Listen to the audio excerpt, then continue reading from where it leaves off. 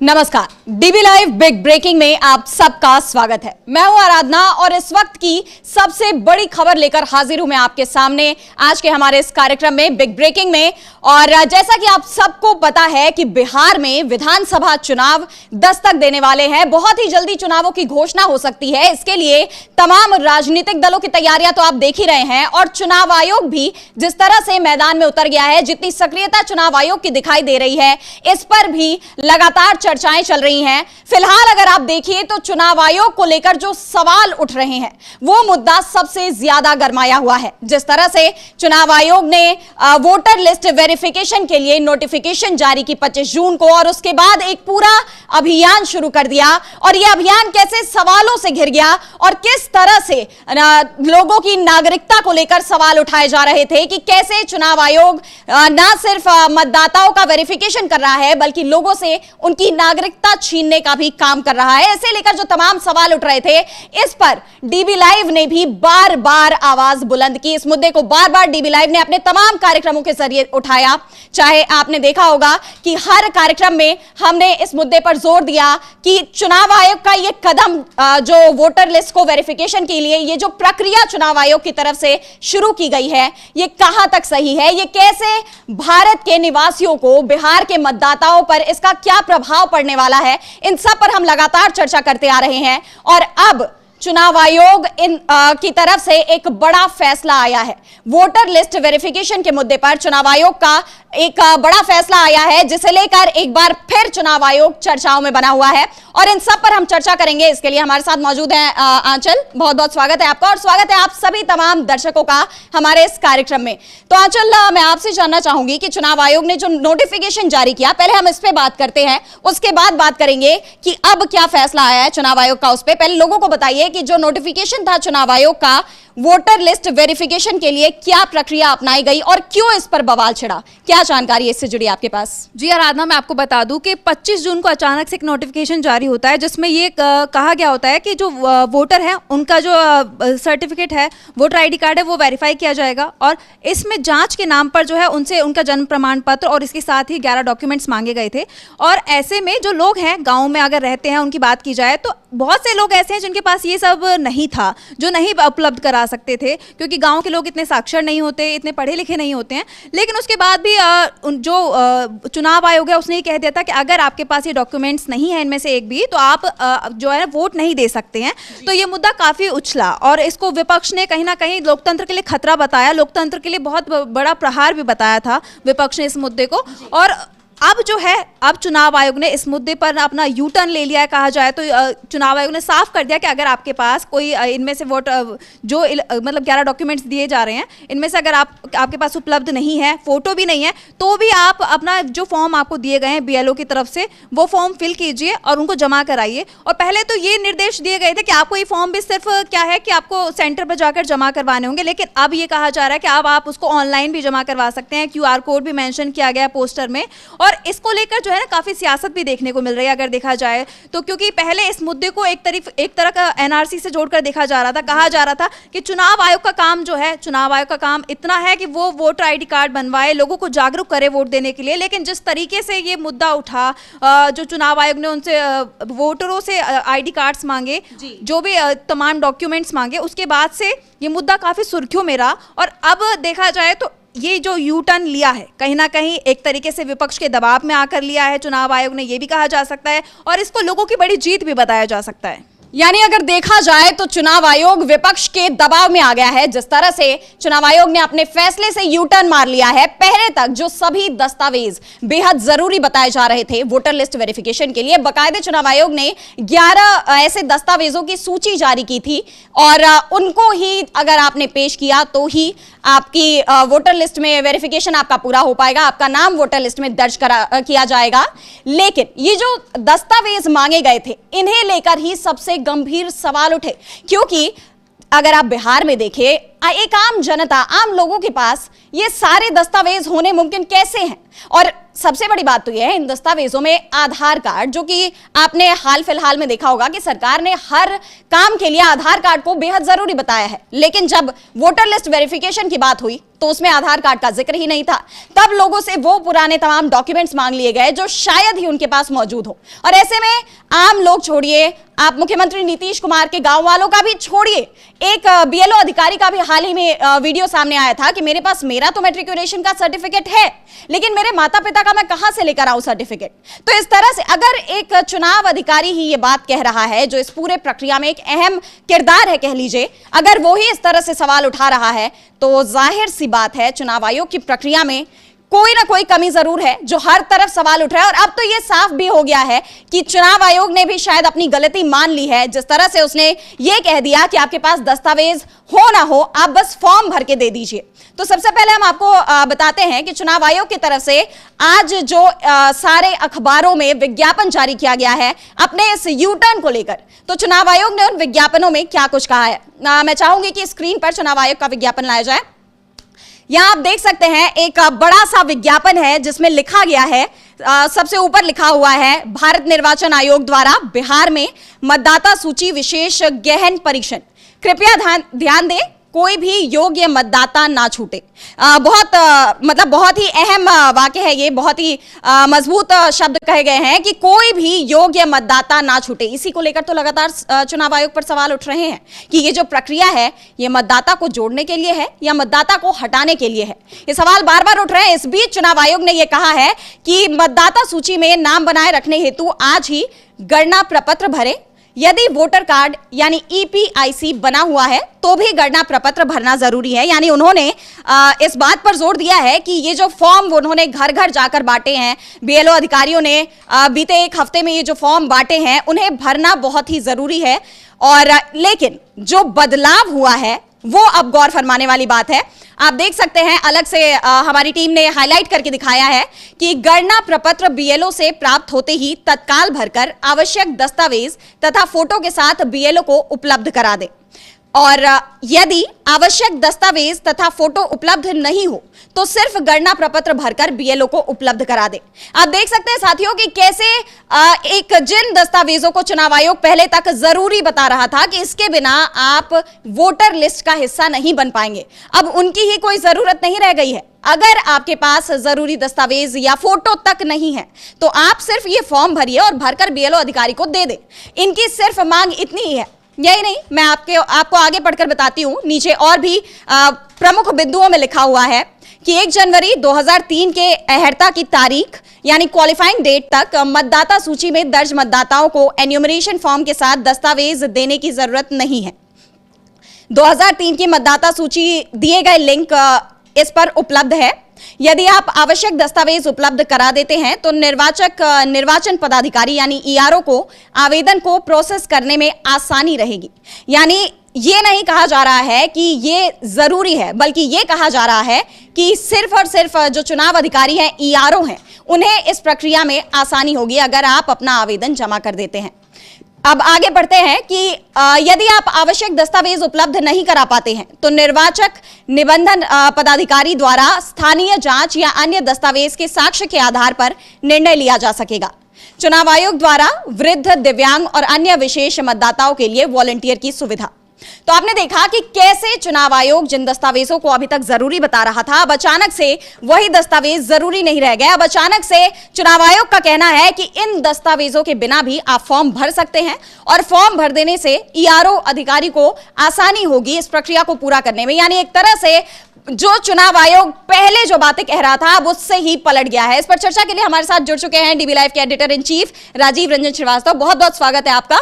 तो आपको क्या लगता है राजीव जी, जो चुनाव आयोग का ये जो विज्ञापन, ताजा विज्ञापन आया है, इस मुद्दे पर आपने कई बार जिक्र किया है, हर शाम आप इस पर लगातार सबके साथ चर्चा कर रहे हैं और एक गहन चिंतन कर रहे हैं कि आखिरकार चुनाव आयोग का ये जो कदम है ये कितना सही है, इसके पीछे की मुख्य वजह क्या है और इससे लोगों को क्या नुकसान उठाना पड़ रहा है, इन सब पर आप लगातार चर्चा कर रहे हैं। और अब जब चुनाव आयोग ने आखिरकार अपने फैसले से यू टर्न ले लिया है तो इससे लेकर आप क्या कहेंगे? ये अपनी चर्चा पे मुहर है कहें तो डीवी लाइव की चर्चा पे मुहर है, क्योंकि यू टर्न लेना पड़ा है सीधे सीधे चुनाव आयोग को। और ये जो आप बता रही थी कि उसमें जो इलेक्शन कमीशन का जो आज विज्ञापन छापा गया है सारे अखबारों में, बिहार के सारे अखबारों में विज्ञापन है, और साफ साफ वहाँ पे जो फिर से ज़रा उस विज्ञापन को ले आइए स्क्रीन पे, और उसमें देखेंगे आप कि ये जो पीले कलर में जो है, ज़रा उसको जो हाईलाइट किए हुए हैं ऊपर, ये दोनों बहुत इंपॉर्टेंट है। देखिए, पहला जो अभी आप पढ़ भी रही थी, पहला जो है वो गणना प्रपत्र बीएलओ से प्राप्त होते ही तत्काल भरकर आवश्यक दस्तावेज तथा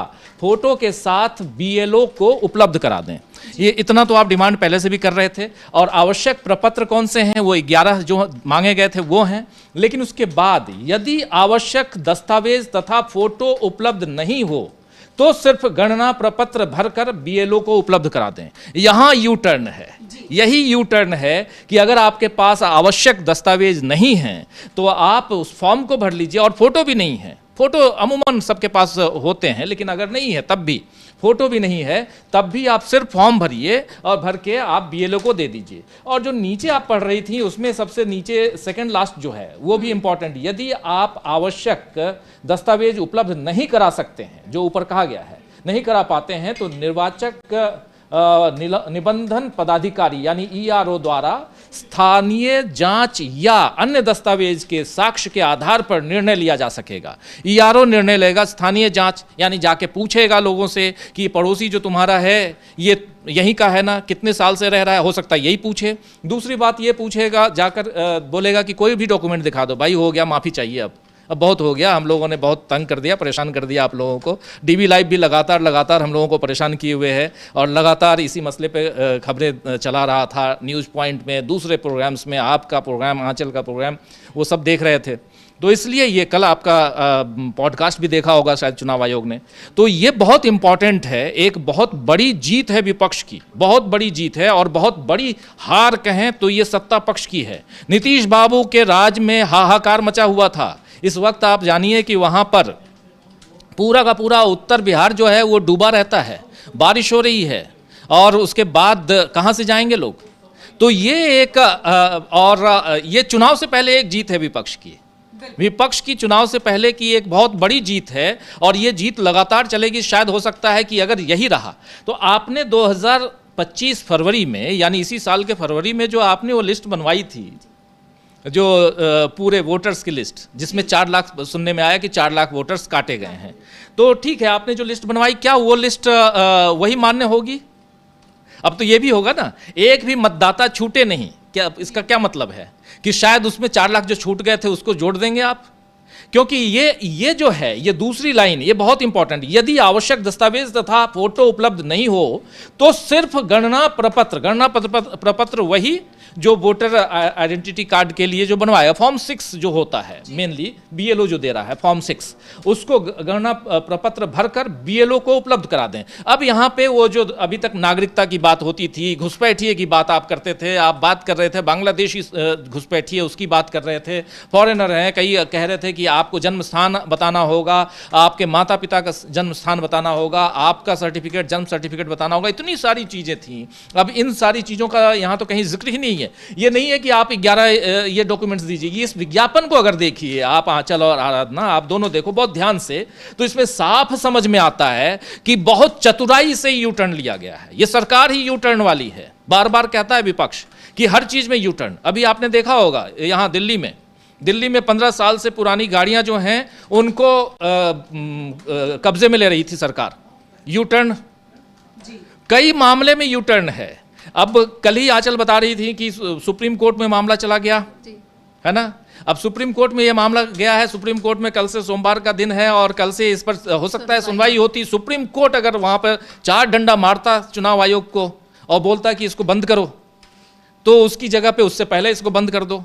बहुत चतुराई के साथ यहाँ पर ये विज्ञापन दिया गया है और उसमें साफ साफ ये झलक रहा है कि यहाँ पर सत्ता पक्ष की हार है। इसलिए सत्ता पक्ष की हार कह रहा हूँ। चुनाव आयोग में सत्ता पक्ष कहाँ से आ गया? चुनाव आयोग तो अपने आप में स्वायत्त संस्था है, लेकिन ऑटोनोमस बॉडी है और वहाँ पे सत्ता पक्ष इसलिए है क्योंकि वो चाकरी करता हुआ नजर आता है। चुनाव आयोग कई जगह सत्ता पक्ष की मदद करता हुआ नजर आता है। इसलिए ये बात कह रहा हूँ, खुले तौर पर कह रहा हूँ, क्योंकि चुनाव आयोग ने अभी तक चुनाव आयोग से मिलने अभी तक सत्ता पक्ष का कोई भी क्यों नहीं गया?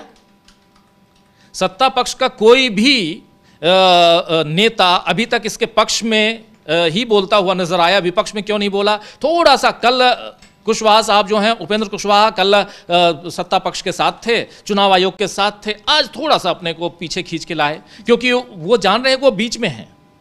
वो इधर भी आ सकते हैं, उधर भी जा सकते हैं। उधर तो है ही, यानी एनडीए के सदस्य हैं, लेकिन उससे पहले वो काफ़ी करीबी रहे हैं, शरद यादव के काफ़ी करीबी रहे हैं, लालू प्रसाद यादव के, नीतीश बाबू के भी करीबी रहे हैं। और आप याद कीजिए कि उनको कैसे हरवाई थी यही सरकार। चुनाव अभी जो लोकसभा का चुनाव गया, उसमें उनके सामने ही बीजेपी के लोगों ने और नीतीश बाबू ने कैसे उनको हरवाया है, ये सब भी हमने देखा। तो इसीलिए यहाँ पर सबसे बड़ी बात है कि यहाँ चुनाव आयोग यू टर्न ले रहा है, चुनाव आयोग बैकफुट पे है, और चुनाव आयोग यहाँ से अब आगे भी बैकफुट पे नजर आएगा, क्योंकि ज्ञानेश कुमार की ये पहली हार है।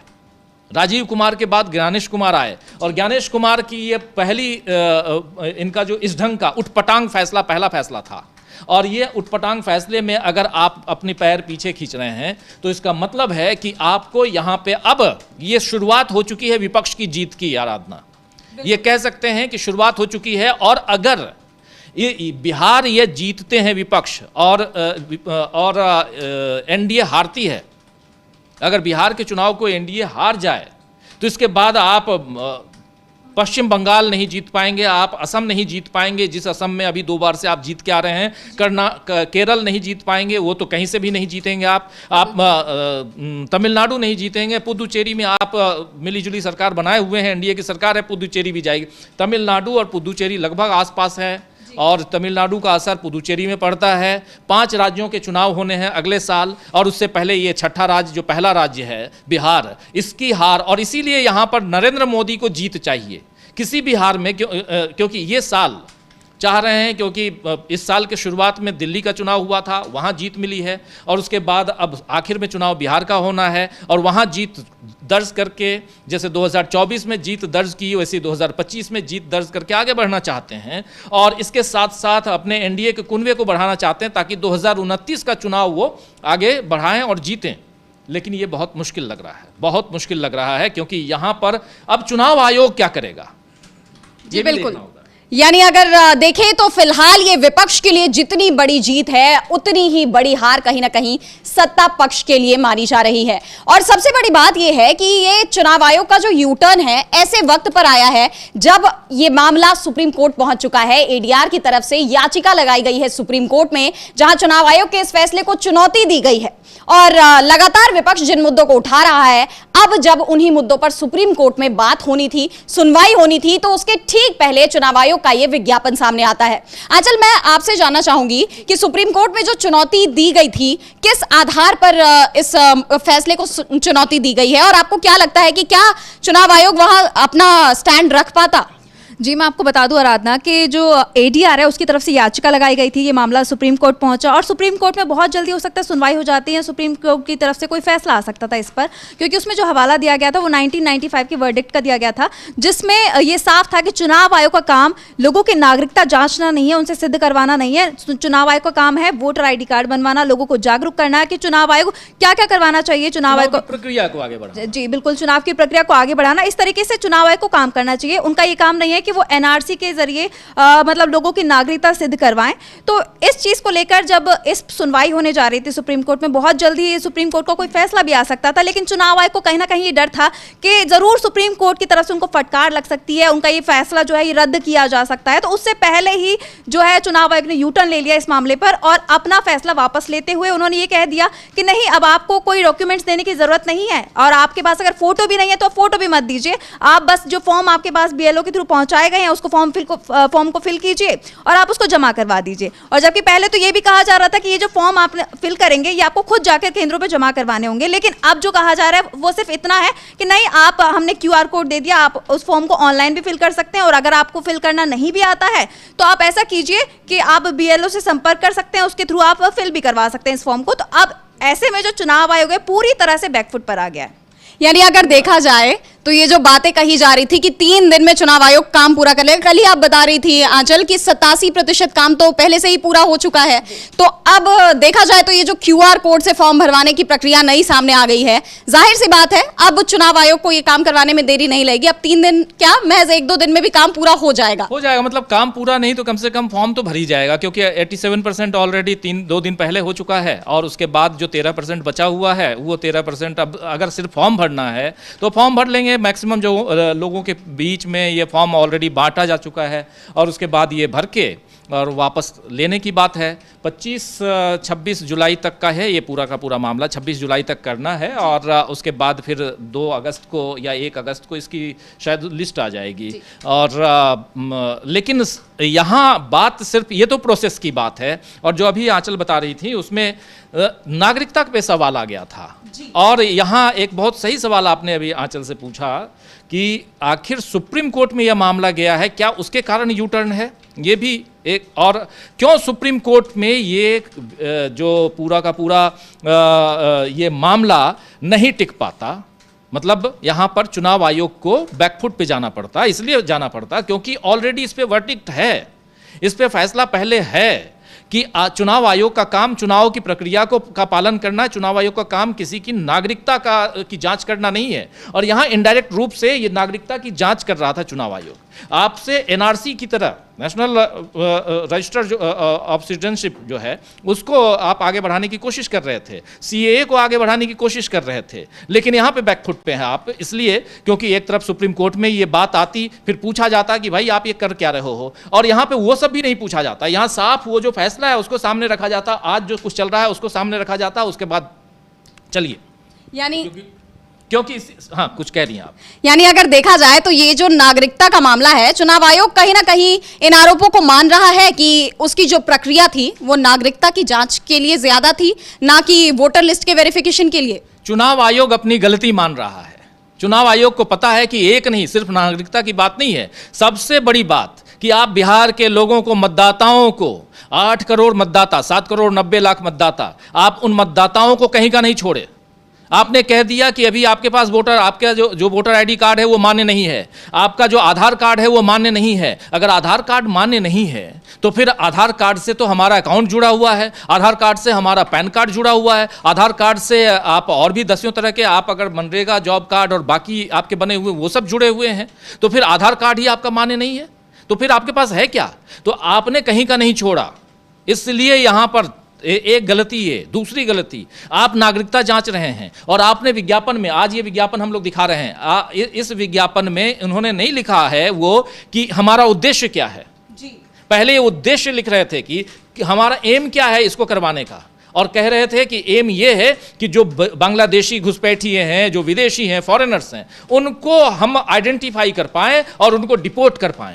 ये आइडेंटिफाई करना, डिपोर्ट करना आपका काम नहीं है, ये आपका काम नहीं है। अभी 3 दिन पहले तक आप रूल 5B का हवाला दे रहे थे कि हमारा ERO जो है वो जांच करेगा, उसके बाद रूल 5B की तरह के तहत आप ये कर सकते हैं कि हम आइडेंटिफाई करेंगे कि ये हिंदुस्तानी है कि ये बाहर के हैं, फॉरेनर हैं, ये ERO करेगा।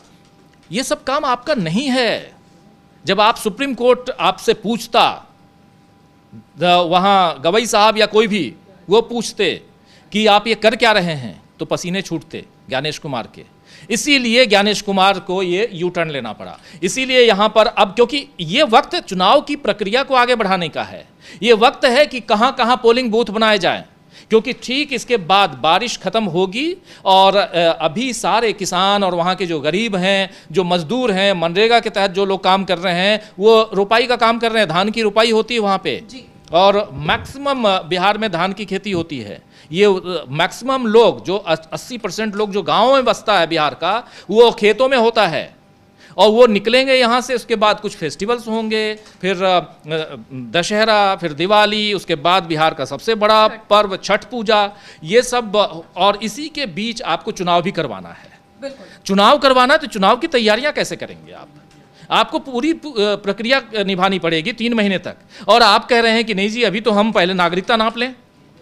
इसलिए यहाँ पे दिक्कत है, और यहाँ चुनाव आयोग बैकफुट पे है, यू टर्न है, और सबसे बड़ी चीज़ कि हम अपने दर्शकों को भी बहुत धन्यवाद देना चाहूँगा कि जो लगातार हमारे इन बातों को, और इसी पे हम लोग लगातार चर्चा कर रहे थे, चाहे पॉडकास्ट के जरिए हो, चाहे न्यूज़ पॉइंट के जरिए हो, चाहे ब्रेकिंग न्यूज़ के जरिए हो, चाहे नज़र और नज़रिया के जरिए हो, चाहे स्पेशल रिपोर्ट्स या और सारी रिपोर्ट्स के जरिए हो, हर तरह से हम लोग इस खबर पे बने हुए थे, क्योंकि ये मामला नागरिकता का था।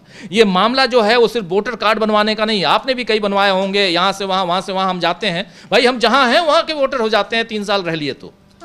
हमारे पास वहाँ का अगर रेंट पे भी रहते हैं, रेंट का जो दस्तावेज है यानी रेंट एग्रीमेंट है, उस आधार पे हमारा बन जाता है वोटर कार्ड। यहाँ आप कह रहे हैं वो तो नहीं चलेगा, आपका अपना घर है तब भी नहीं चलेगा, क्योंकि आपके पास कागज नहीं है। कागज नहीं है तो फिर बिहार के लोग कहने लगे थे कि अब कागज नहीं दिखाएंगे, जैसे शाहीन बाग के समय हुआ था। तो जब कागज नहीं दिखाएंगे तो बड़ी दिक्कत होगी, मार पड़ेगी, क्योंकि 9 तारीख को पप्पू यादव ने कॉल किया था जी बिहार बंद का, और उसके बाद और उसका समर्थन सबने कर दिया था। तो 9 तारीख से भी घबराई है ये सरकार, चुनाव आयोग घबराया है 9 तारीख से भी, क्योंकि 9 तारीख को हंगामा होता, और उससे पहले अभी BLO से ये वो आ रहे थे फीडबैक इनके पास कि लोग सिर्फ और सिर्फ आधार लेके आ रहे हैं। आधार कौन लाया था? मनमोहन सिंह की सरकार, UPA की सरकार, और उसी आधार के खिलाफ थी ये जो अभी वर्तमान सरकार है बीजेपी। लगातार चाहे वो संसद के अंदर चाहे संसद के बाहर, जब भी आधार कार्ड की बात होती थी लगातार इसके खिलाफ बात करते थे। ये निजता का हनन है, इसमें आपके आई बॉल्स लिए जा रहे हैं, इसमें थम्स लिए जा रहे हैं, ये इससे हमारे वो डाटा चोरी होंगे। अब तो आपको सब चीज़ में वही जोड़ने का फिक्र हो गई, आप जोड़ते रहे, और अब खुद प्रमोट किया आप डिजिटल इंडिया किए, और अब क्या कर रहे हैं आप? उसी आधार को किनारे कर रहे थे, अब आपको बैकफुट पे आना पड़ा है। तो ये ज्ञानेश कुमार बैकफुट पे आए हैं, और ऐसे कहें तो नरेंद्र मोदी बैकफुट पे हैं, क्योंकि ये फैसला जो है ये तय मानिए कि ज्ञानेश कुमार अपने उनमें इतनी हिम्मत नहीं है इतना बड़ा फैसला ले ले। हमारे साथ देखिए प्रशांत टंडन जी भी जुड़ गए हैं, प्रशांत जी से भी आप सवाल कर सकती हैं, और मैं तो लगातार बात कर ही रहा हूं। प्रशांत जी, आपसे मैं ही पूछ लेता हूं, कितनी बड़ी जीत है ये हम लोगों की, ये बताइए, हम भी वही नागरिक हैं। DB लाइव हम लोग लगातार इस पे बने हुए थे और तमाम सवाल खड़े कर रहे थे, संवैधानिकता के सवाल थे, कानून के सवाल थे, और उन सब पे चुनाव आयोग पीछे हटा है। तो दबाव बन रहा था, और एक और दबाव बन रहा था राजीव जी, सुप्रीम कोर्ट का दबाव था, और सुप्रीम कोर्ट के अलावा बिहार के अंदर एक जन आंदोलन खड़ा हो रहा था, और वो जन आंदोलन केवल यहाँ तक नहीं रहता महसूस, वो जन आंदोलन काफी आगे जाता, और वो जन आंदोलन आगे जाके NDA की सरकार के लिए मुसीबत बनता। और इनका वैसे भी बहुत निगेटिव फीडबैक है नीतीश कुमार के बारे में, वहाँ सर्वे बता रहे हैं कि वो हार रहे हैं चुनाव, लेकिन निश्चित हो जाती हार, चुनाव होने से पहले निश्चित हो जाती। तो उससे बचने के लिए ये इन्होंने किया, लेकिन इसमें एक पेच है राजीव, ये विज्ञापन तो आ गया, और विज्ञापन इसलिए आया कि सुप्रीम कोर्ट का दबाव आया। सुप्रीम कोर्ट में याचिका गई है, याचिका भी सुनवाई भी नहीं हुई, दबाव में आ गई सुनवाई तक ये, क्योंकि अभी भी 24 जुलाई का जो आदेश है वो विड्रॉ नहीं हुआ है। तो ये टेक्निकल विड्रॉल है, और इसलिए है कि सुप्रीम कोर्ट में जवाब दे पाए कि देखिए हमने इतने लोगों को फॉर्म दे दिया, प्रक्रिया जारी है, तो वो प्रक्रिया को बंद ना करना पड़े, उसके लिए टेक्निकल विड्रॉल है, क्योंकि उन्होंने 24 तारीख का विड्रॉ नहीं किया। और ये जो बन रहा है, ये लोग के पास जो फॉर्म जा रहे हैं, ये ड्राफ्ट वोटर लिस्ट बनेगी, ये फाइनल वोटर लिस्ट नहीं बनेगी। फाइनल वोटर लिस्ट में जब तक वो विड्रॉ नहीं होगा 24 तारीख का, मुझे यकीन है कि वो भी विड्रॉ होगा, लेकिन जब तक वो जो है अभी चुनाव आयोग अपनी बात पे अड़ा हुआ है, केवल जनता के दबाव में उन्होंने फॉर्म देना चालू किया। और एक और बहुत बड़ा सवाल, 2 सवाल, एक मैं तमाम सारे वीडियोस देख रहा हूँ राजीव की, ग्राउंड रिपोर्ट जो आ रही है DB लाइव के, और उसके अलावा भी जो मीडिया हाउसेज है और पत्रकार वहां पे हैं, जो चुनाव आयोग का दावा है कि उसने 1 करोड़ से भी ऊपर लोगों को फॉर्म दे दिए, 2 करोड़ को फॉर्म दे दिए, वो दावा सत्य नहीं है। तमाम लोगों के इंटरव्यूज आ रहे हैं, लोग बात कर रहे हैं कि उन तक बीएलओ के फॉर्म नहीं पहुंचे हैं, और जिन तक फॉर्म पहुंच भी गए उनको भरना कैसे, किसको देना नहीं मालूम है। दूसरा सवाल, जो 1 करोड़ 75 लाख, लगभग 2 करोड़ लोग बिहार के बाहर रह रहा, बिहार का मतदाता, उसके पास फॉर्म कहाँ है? जो दिल्ली में, मुंबई में, तमाम जगह नौकरियां कर रहा है। तो निश्चित तौर पे चुनाव आयोग ने बैकफुट पे, चुनाव आयोग पीछे हटा है, पीछे हटने को मजबूर हुआ है। लेकिन अभी इनको 24 तारीख का, 24 जुलाई का आदेश भी विड्रॉ करना पड़ेगा। वो गैर संवैधानिक है, गैर कानूनी। जी राजा। जी बिल्कुल प्रशांत जी, आपने बहुत ही गंभीर सवाल खड़े किए हैं कि चुनाव आयोग ये जो दावे कर रहा है कि इतने करोड़ फॉर्म्स बांटे जा चुके हैं, वो कहां तक सच है। बिल्कुल ये सवाल उठता है। और दूसरा कि जब तक ये 24 जुलाई का आदेश वापस नहीं हो जाता, तब तक चुनाव आयोग का ये जो विज्ञापन है, कहीं ना कहीं सुप्रीम कोर्ट के फैसले से, सुप्रीम कोर्ट में सुनवाई से बचने का एक तरीका माना जा सकता है। और बल्कि अगर कहा जाए तो चुनाव आयोग खुद को बचाने के लिए ये विज्ञापन देकर शायद अब उल्टे फंस गया है, और उसका ये विज्ञापन भी अब सवालों के घेरे में आ जाता है। अगर इस तरह से देखा जाए तो कि चुनाव आयोग को अचानक ऐसे मौके पर ये विज्ञापन देने की क्या जरूरत पड़ी। आप जैसे राजीव जी। बिल्कुल चुनाव आयोग की बात हम लोग कल, प्रशांत जी आपको याद होगा, हम लोग कह रहे थे कि बिहार में जन आंदोलन की तैयारी चल रही है, और सबसे बड़ी चीज कि गर्ग साहब कह रहे थे एक जेपी की जरूरत है। लेकिन यहाँ पर बिहार में जेपी जयप्रकाश नारायण के आने से पहले या किसी एक को आगे बढ़ने से पहले इतना तो ज़रूर दिख रहा है कि बैकफुट पे है चुनाव आयोग। और चुनाव आयोग को जो आप कह रहे हैं, ये 24 तारीख का, जो 24 जून का जो है नोटिफिकेशन, उसको भी वापस लेना ही होगा, क्योंकि अभी बहुत ही चतुराई से, हम भी शुरुआत से कह रहे हैं, बहुत चतुराई से ये विज्ञापन दिया गया है। और उस विज्ञापन में एक तरफ आप कह रहे हैं पूरे दस्तावेज हों तो दिखा दीजिए दस्तावेज, और नहीं है तब भी चलेगा, तब भी आप फॉर्म भर दीजिए। और आप जैसे कह रहे हैं कि ये जो टोटल जो एक फाइनल लिस्ट नहीं होगी, लेकिन फाइनल लिस्ट तो आपको लेके आना होगा, और सुप्रीम कोर्ट सीधा सीधा इस पे स्टे दे सकता है। इसमें मैं भी कुछ एडवोकेट से बात कर रहा था सुबह, तो उनका भी यही कहना था कि चूंकि वर्डिक्ट ऑलरेडी 1995 का है, और वहां साफ साफ दर्ज है कि नागरिकता की जांच करना चुनाव आयोग का काम नहीं है, और इस आधार पे आप सीधा सीधा इस पे स्टे दे सकते हैं। बाद में जो है आप जो कॉल करना हो, नोटिस देना हो, जो भी करना है कीजिए, लेकिन पहले स्टे।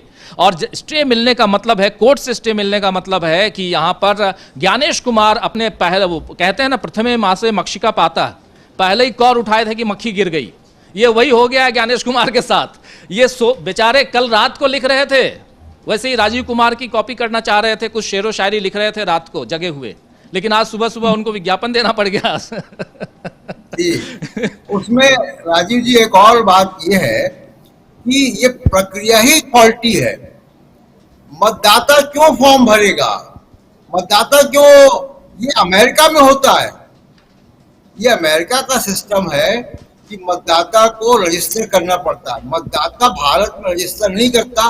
ये जिम्मेदारी चुनाव आयोग की है कि वो मतदाता के दरवाजे पर जाए, उसको दर्ज करे। ये मतदाता की जिम्मेदारी नहीं कि वो साबित करे कि वो नागरिक है और वो फॉर्म भरे और वो दे जाकर और फोटो खिंचवाए, वो सब करे। फोटो खींचने की भी जिम्मेदारी चुनाव आयोग की है। दिल्ली में अगर आप अपना पहचान पत्र बनवाएंगे चुनाव आयोग का, तो बीएलओ अपने मोबाइल के ऐप से आपकी फोटो खींचेगा, बिल्कुल, और वही फोटो जाएगी वहां पे। जी बिल्कुल। यानी अगर देखें तो चुनाव आयोग की जो पूरी प्रक्रिया है वो ही काफी सवालों के घेरे में है। और राजीव जी अगर देखें तो चुनाव आयोग का ये जो यू टर्न है अपने फैसले से, ये कहीं ना कहीं वक्फ कानून को देखते हुए उससे ऐसा मिलता जुलता आ रहा है कि अच्छा आपने याद दिलाया, वक्फ कानून। अब प्रशांत जी बहुत मजेदार है, ये एक शब्द यहाँ वक्फ का लेके आई हैं, और आराधना आपकी तारीफ करूंगा, क्योंकि ये भी इस चुनाव में एक बड़ा मुद्दा बनने जा रहा है। हाँ, ज्वलनशील है। और अभी कुछ दिन पहले हमने देखा कि पटना के गांधी मैदान में लगभग 5 लाख अल्पसंख्यक वर्ग वहाँ इकट्ठा थे, और एक नहीं बल्कि 4 राज्यों के, बिहार था, ओडिशा, पश्चिम बंगाल और झारखंड, 4 राज्यों के पूरा मुस्लिम समुदाय के लोग वहाँ थे वक्फ कानून को लेकर। लेकिन सबसे बड़ी चीज़ है कि वक्फ कानून पर कोई भी फैसला अगर सरकार के पक्ष में जाता है तो वो सिर्फ मुसलमानों के खिलाफ नहीं होगा। इस पर भी हम लोग कई बार चर्चा कर चुके हैं। उसमें हिंदू भी आएंगे लपेटे में, हिंदुओं के मंदिर भी आएंगे, उसमें चर्चेज भी आएंगे, सब कुछ आएगा, सिखों का गुरुद्वारा भी आएगा। राहुल गांधी भी इस पे अपनी बात विदेश में भी, हिंदुस्तान में भी रख चुके हैं, तो इसलिए वो भी मामला आएगा। और सबसे बड़ी चीज़ यहाँ पे जो कल ही शायद प्रशांत जी आप कह रहे थे न्यूज़ पॉइंट में कि जो 24 सीटें हैं, जो 24 सीटें जो पिछली बार लगभग 150 वोट 100 वोट से लेकर 2000-2500 वोटों का जो अंतर है जिस पर जीत हुई और 125 सीटें अभी हैं इनके पास, सत्तारूढ़ दल के पास, एनडीए के पास, वो 24 सीटें निगाहों में हैं। और उससे ज़्यादा अगर इसको और भी छोड़ दीजिए तो जो पूरा का पूरा सीमांचल का एरिया है प्रशांत जी, जो एरिया जहाँ पर मुस्लिम बहुल और जो एरिया बांग्लादेश से सटा हुआ है यहाँ बिहार का, जो किशनगंज का एरिया है वो सिलीगुड़ी तक, वो पूरा का पूरा एरिया जो उस समय 71 के वार के समय आए, यहीं पे बस गए और फिर भारत के नागरिक हो गए, ऐसे लोगों को भी नागरिकता मिली हुई है और ये वहाँ बस गए हैं, वोटर हैं, इन सबको बाहर करने का है। इन सबको बाहर करना चाहती है सरकार ताकि अल्पसंख्यक किनारे हो जाएं और बहुसंख्यक जो हैं वो, और उनमें भी बंटवारा हो तो मैक्सिमम जो बीजेपी जानती है कि हमारे वोटर्स कौन हैं। और लेकिन ये नीतीश बाबू को पता करना होगा, सोचना होगा कि अल्पसंख्यक नीतीश बाबू के भी वोटर रहे हैं। और इस बार लेकिन दिक्कत, और सबसे ज़्यादा दिक्कत नीतीश कुमार को होने जा रही है, ये तय मानिए, सबसे ज़्यादा। बेचारे दोनों तरफ से पिसे हुए हैं। उधर राहुल गांधी और तेजस्वी यादव अलग दबाव डालते हैं नीतीश बाबू के ऊपर, इधर बीजेपी अंदर खाने दीमक की तरह बिल्कुल खोखला करके बैठी हुई है। तो नीतीश कुमार के लिए बुरा हाल है। लेकिन वही वक्फ में फिर से आता हूँ, वक्फ कानून जो है उस पर भी फैसला आना है, इसी सप्ताह या अगले सप्ताह तक फैसला आना है। और उस पर अगर फैसला उनके पक्ष में आ गया, यानी अल्पसंख्यकों के पक्ष में आ गया फैसला, जो दिख रहा है स्टे का मामला, अभी फैसला नहीं है, स्टे का मामला है, परमानेंट स्टे, अगर परमानेंट स्टे पर भी फैसला आ जाता है तो एक बड़ी जीत, आज एक जीत हो गई विपक्षी दलों की। भले ये शेडो ही है, थोड़ा सा वो घुमावदार है, लपेट करके अपना, भाई सत्तारूढ़ दल है और सत्ता पक्ष का साथ देने वाला चुनाव आयोग है, तो वो थोड़ा खुद को तो बचाएगा। इतने दिनों से गालियां सुन रहा है, हम लोग लगातार उनके ऊपर हमलावर हैं क्योंकि वो गलत कर रहा है इसलिए हमलावर हैं। हालात तो ये थे कि विपक्ष जब चुनाव आयोग से मिलने का वक्त मांग रहा था तो वो वक्त भी नहीं दे रहे था। हाँ बिल्कुल, हाँ ये भी था। और कितने लोग आएंगे हमारे पास, और आपके यहाँ से कौन आएगा, आपका अध्यक्ष जो होगा पार्टी का वही आएगा, अपने साथ किसी और नुमाइंदे को ला सकता है एक। तो इस ढंग से बातें, उस दिन तो बड़ी बड़ी बातें करके भेजा था चुनाव आयोग ने। आज भी बड़ी बड़ी बातें लिखनी चाहिए थी, लिखी नहीं। आज यहाँ बैकफुट पे साफ साफ दिख रहा है। ये प्रशांत जी, हम लोग उस चीज़ को समझ रहे हैं, कई लोगों को समझ में बात नहीं आएगी हो सकता है, लेकिन चूंकि अपना काम विश्लेषण का है इसलिए हम इतना तो पहचान पा रहे हैं कि एक लाइन में आप लिख रहे हैं कि सारे दस्तावेज आप उपलब्ध करा दें तो आसानी होगी। देखिए यहाँ भी हाथ जोड़ के है कि भैया आप सब कुछ दिला दो तो ठीक रहेगा, और नहीं तो ना भी दोगे तब भी चलेगा। ये बिहार में बिल्कुल उसी हिसाब से चल रहे थे, और ना चलेगा तो चलेगा, लेकिन यहाँ पे कैसे चलेगा ज्ञानेश कुमार का? देखिए, बहुत फजीहत इसमें होने वाली थी। ये विज्ञापन क्यों आया है? 25 जुलाई को ये प्रक्रिया 25 जुलाई तक है, मात्र 19 दिन बचे हैं। आज इतवार है तो प्रैक्टिकली 18 दिन बचे हैं। 18 दिन में 8 करोड़ लोगों को फॉर्म देना और उनके फॉर्म भरवा के ले भी लेना, ये आसान काम नहीं है। मैं याद दिला दूं कि बिहार का कास्ट सर्वे हुआ था और उसमें भी दरवाजे सरकार की सरकारी कर्मचारी गए थे। 9-10 महीने लगे थे उसमें, केवल डेटा कलेक्ट करने में। तो ये 8 करोड़ फॉर्म ये बांट ही नहीं पाते और ना उनको वापस ले पाते। तो इनकी बहुत फजीहत होती। सुप्रीम कोर्ट में भी सुप्रीम कोर्ट पूछेगा 15 तारीख को, या जब भी डेट लगेगी और सुप्रीम कोर्ट खुलेगा तो पूछेगा कि भाई कितने फॉर्म बांटे। चलिए मानिए कि प्रक्रिया पे हम अभी बाद में बात करेंगे, कितने फॉर्म बांटे आपने। तो वो फॉर्म ही नहीं बांट पाते, वो फॉर्म जमा करके वापस भी नहीं ले पाते। 17-18 दिन में। उसके बाद उसका वेरिफिकेशन, डॉक्यूमेंटेशन, दुनिया भर की चीजें। तो ये बहुत ही इनकी फजीयत होने वाली थी। इस दबाव में इन्होंने जो है ये अमेंडमेंट किया है। लेकिन मैं चुनाव आयोग को क्लीन चिट नहीं दे सकता हूँ, क्योंकि इनका पास्ट रिकॉर्ड बहुत खराब है और अभी भी इनकी नीयत ठीक नहीं है। एक बात। दूसरी बात, ये फैसला क्यों हुआ? ये पैनिक है बीजेपी के अंदर। ये पैनिक में लिया गया फैसला है। उनके हाथ से चीजें निकल रही थी तो उन्होंने एक रास्ता निकाला कि जो हमको वोट नहीं देता उसको हटा ही दो वोटर लिस्ट से। चुनाव आयोग के कंधे पर रख के उन्होंने बंदूक चलाई। अब एक नया मुद्दा बिहार के इलेक्शन में दे दिया उन्होंने विपक्ष को, और विपक्ष को अब चाहिए कि चुनाव आयोग के ऊपर जो दबाव है ये बना रहे, क्योंकि ये हम लोग शाम को न्यूज पॉइंट में चर्चा करेंगे तो और विस्तार से बताऊंगा कि ये चुनाव की विपक्ष को क्या क्या करना चाहिए। ये पीछे तो हट गए हैं, लेकिन ये इसको कहते हैं ना कि चोर चोरी से जाए लेकिन हेरा फेरी से ना जाए। तो ये हेरा फेरी से भी जाएंगे क्या, ये मुझे यकीन नहीं है चुनाव आयोग।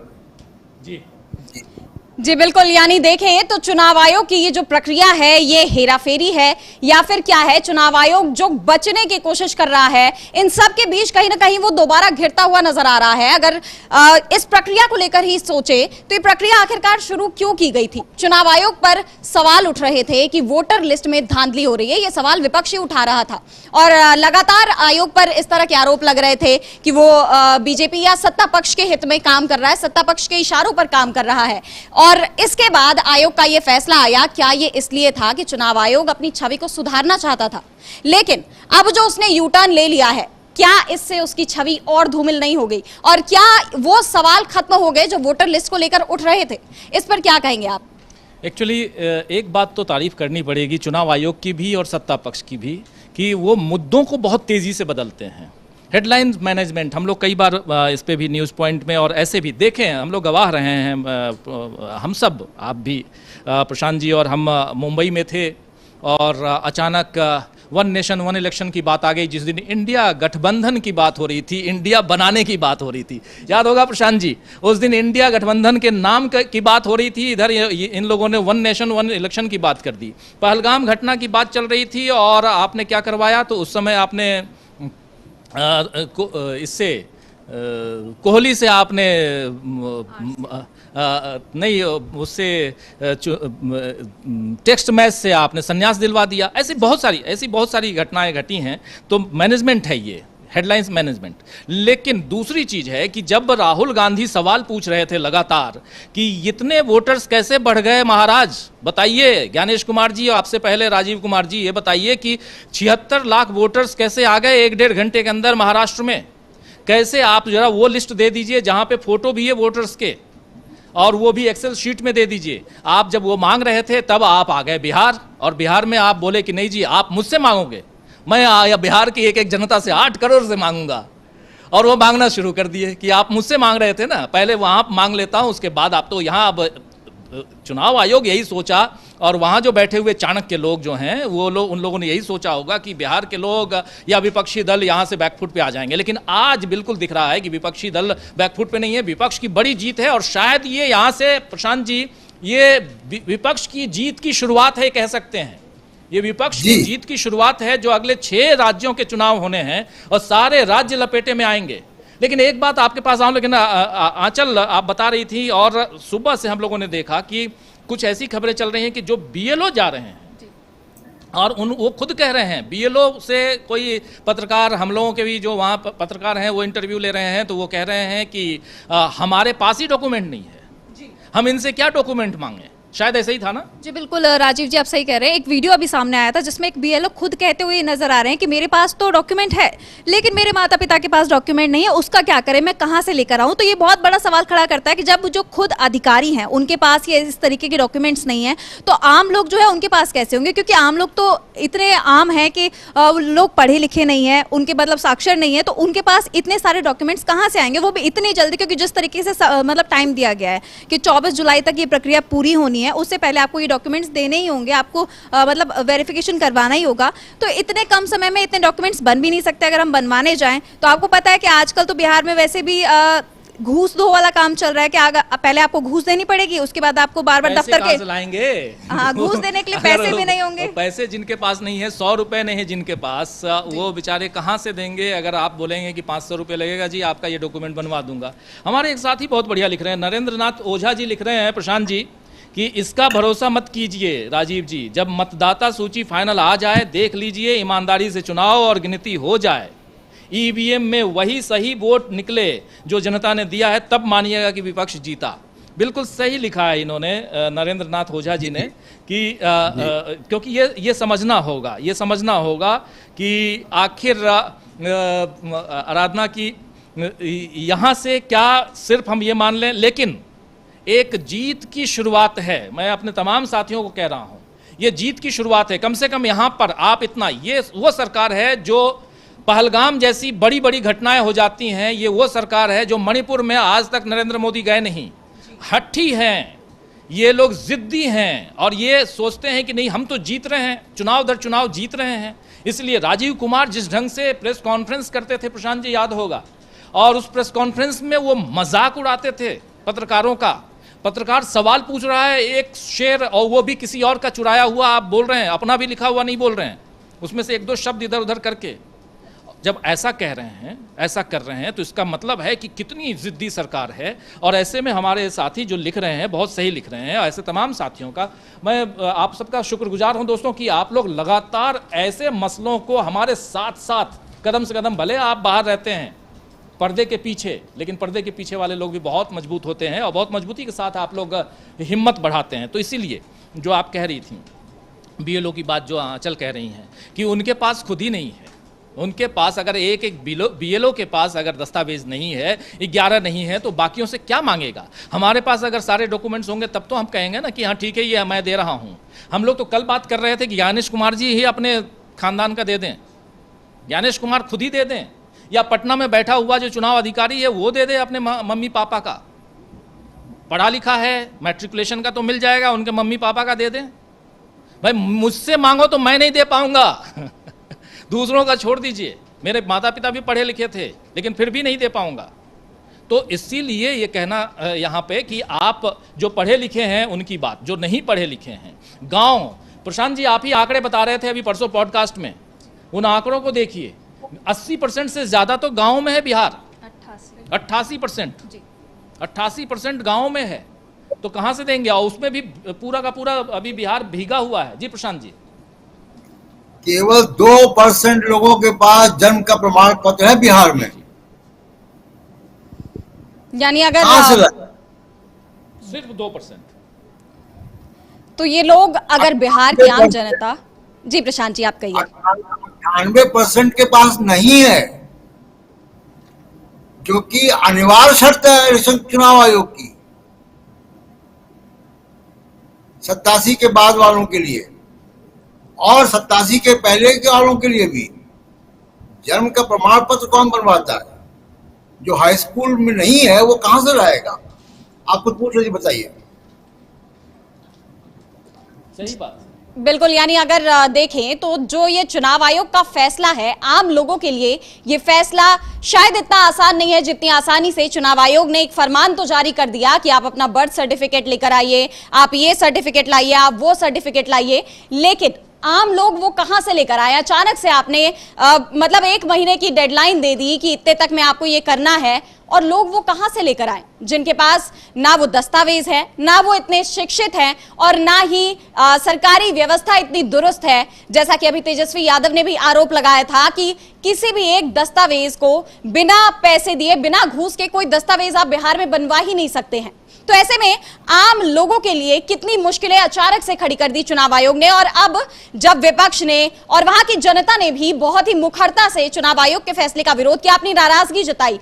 किसी भी मीडिया रिपोर्ट में देखिए, जहां भी बिहार की जनता से, लोगों से सवाल किया गया कि आपका क्या मत है इस पर, लोगों ने हमेशा इस पर अपना दुख जाहिर किया, और कई लोग तो साफ कह पड़े कि हमारे पास तो आधार कार्ड ही है, इसके अलावा तो हम जानते ही नहीं कुछ कि है क्या। वन लाइन में बात बोलूं, वन लाइन में इनको पूरी तरह से वापस आना होगा, यानी फुल यू टर्न लेना होगा। एक बड़ा सा विज्ञापन छपवाना होगा। प्रशांत जी सही कह रहा हूँ, एक बड़ा सा विज्ञापन छपवाना होगा। माफी चाहता हूँ आप लोगों को निराश किया, नाराज किया और परेशान किया।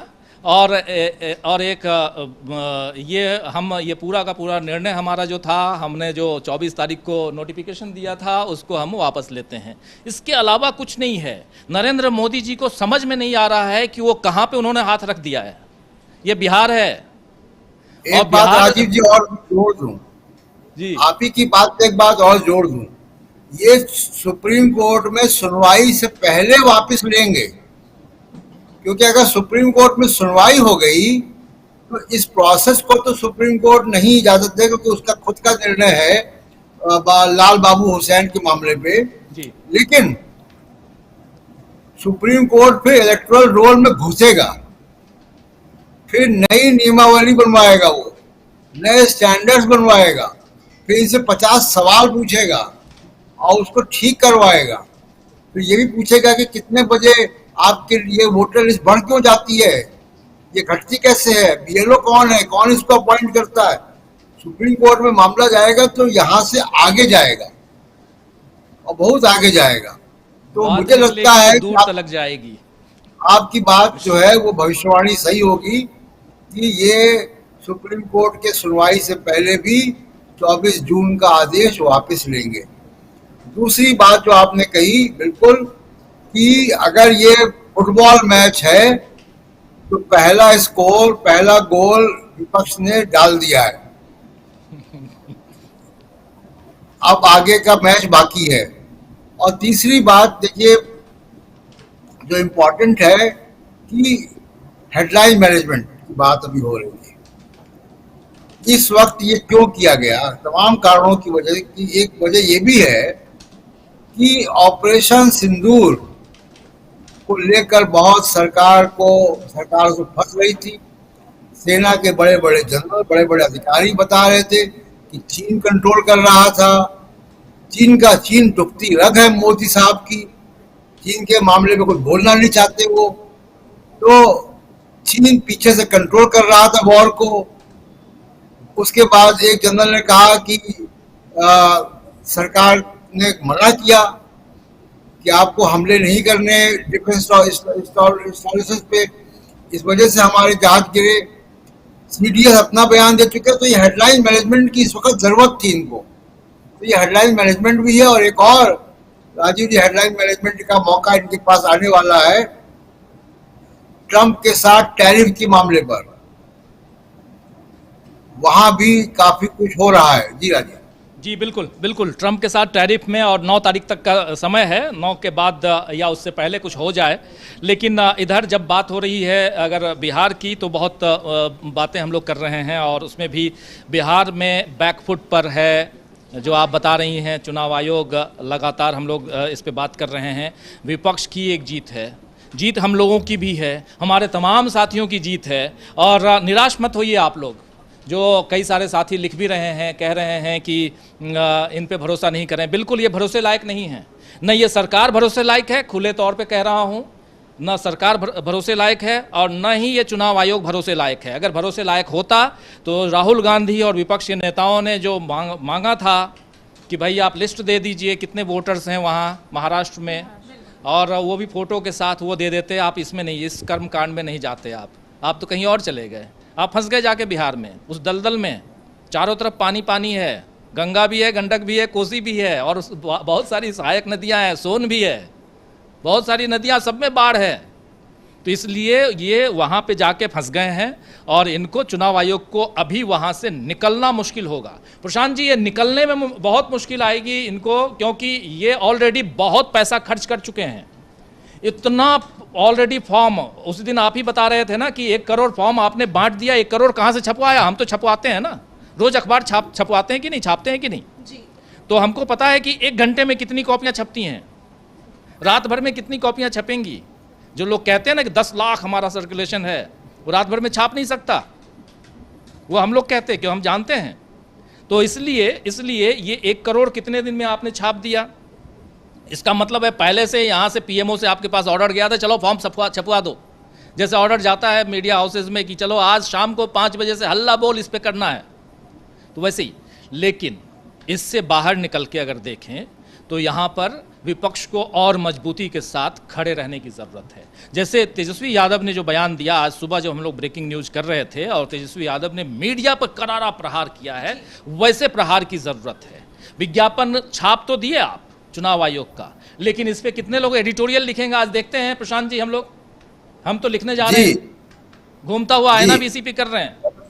सबसे बड़ी बात राजीव जी ये है कि अगर बिहार के पत्रकार सिर्फ इतना पता कर ले कि ये किस प्रिंटिंग प्रेस में कितने करोड़ छपे और उनको ऑर्डर कब मिला, उसकी प्रूफ रीडिंग कब हुई, तो सब खेल सामने आ जाएगा। मैं दावे के साथ कह सकता हूं कि 24 तारीख के आदेश के पहले ये छपने चला गया होगा। क्यों? क्योंकि 24 को आपका आदेश आता है शाम को, और उसके बाद 27-28 तारीख को फॉर्म भर जाते हैं। पहली तारीख को आप 30 जून को आप क्लेम करते हैं कि आपने 1 करोड़ फॉर्म बांट दिए। 1 करोड़ फॉर्म अगर आपने बांट दिए और उनको डिस्पैच किया गया होगा, बीएलओस को डिस्पैच करने में 2 दिन लगा होगा, यानी आपके पास 26 तारीख को फॉर्म आ चुके थे। 26 तारीख को 24 तारीख का आदेश, 26 तारीख को आपके पास 1 करोड़ फॉर्म आ गया। ये बिहार के पत्रकार अगर पता कर लें कि प्रिंटिंग प्रेस कौन सी है, ये इनको कब ऑर्डर दिया गया, किन्होंने कब डिस्पैच किया, तो अभी चुनाव आयोग का एक और खुलासा सामने आ जाएगा। जी बिल्कुल, यानी अगर देखें तो चुनाव आयोग अपने ही फैसले में, और जिस तरह पहले तो अपने फैसले को लेकर घिरा और उसके बाद अब जिस तरह से उसने यू टर्न ले लिया है, उस पर भी लगातार वो घिरता जा रहा है। अब लगातार ये जो पूरी प्रक्रिया रही, शुरुआत में नोटिफिकेशन देने से लेकर घर घर जाकर फॉर्म बांटने का, और अब विज्ञापन जारी कर यू टर्न लेने का, ये पूरी प्रक्रिया सवालों से घिर गई है और तरह तरह के आरोप अब चुनाव आयोग पर लगने लगे हैं। तो ऐसे में देखना यह है कि चुनाव आयोग का ये जो दाव है, ये विज्ञापन देकर अचानक से जो सभी दस्तावेजों को उन्होंने कैंसिल कर दिया। चुनाव आयोग की तरफ से ये कह दिया गया कि आप महज एक फॉर्म भर के जमा कर दीजिए और इससे हमारे जो चुनाव अधिकारी हैं उनको आसानी होगी। कहीं भी ये नहीं लिखा गया कि अब ये मैंडेटरी है या अनिवार्य है। उस विज्ञापन को फिर से जरा स्क्रीन पे ले आइए और एक बार चलते चलते जरा उस पे बात जरूर करना चाहेंगे। जरा फुल स्क्रीन लाइए इस विज्ञापन को। ये देखिए, इसमें जो लिखा है 2 पॉइंट बहुत इंपॉर्टेंट है। एक, ये गणना प्रपत्र बीएलओ के से प्राप्त होते ही तत्काल भरकर आवश्यक दस्तावेज तथा फोटो के साथ बीएलओ को उपलब्ध करा दें। तो ये आवश्यक दस्तावेज क्या हैं? एक तो ये अब फिर से समझना होगा, क्या वही 11 हैं या कुछ और हैं? एक तो ये। दूसरी चीज, यदि आवश्यक दस्तावेज तथा फोटो उपलब्ध नहीं हो तो सिर्फ गणना प्रपत्र भरकर बीएलओ को उपलब्ध करा दें। यानी आवश्यक दस्तावेज हमारे पास नहीं है, 11 में नहीं है, हम कागज़ नहीं दिखाएंगे जी, हमारे पास फ़ोटो नहीं है, फ़ोटो भी नहीं देंगे, और उसके बाद भी फॉर्म भरेंगे और वोट भी देने जाएंगे, और नहीं देने दोगे तो डंडा लेके जाएंगे। बिहार में तो ऐसे भी लोग रहते हैं, चले जाते हैं ग्रुप का ग्रुप कि नहीं हमको तो देना ही है, हम तो देंगे ही, दिब्बे करेंगे, हम यहीं बैठेंगे। तो ये जो होगा बिहार में, ये डर है, ये डर है। इसीलिए ज़रूरी है कि यहाँ पर अब इसके बाद जो हम लोग बात लगातार कर रहे हैं, ये कि जल्दी से जल्दी चुनाव आयोग कहे कि भाई सब कुछ हो गया, माफ़ी चाहते हैं, फरवरी महीने में जो हमने वो फाइनल बनाया था वो फाइनल वही रहेगा मान्य, आइए आप लोग वोट डालिए।